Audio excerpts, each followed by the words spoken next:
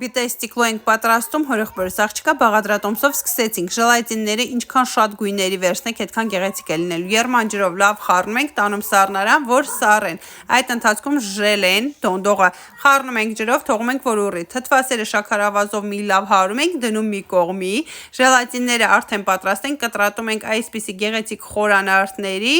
և դոնդողը տանում ենք տաքացնելու, բայց չենք եռացնում, տակ լցնում ենք թթվասերի մասայի վրա, կրկին խառնում ենք և սկսում ենք հավաքել տորտը, ցանկալի է ֆորման վերցնել կամ սիլիկոնե կամ այնպիսին, որ չկպչի, առաջի շերտը լինում է թթվասերինը,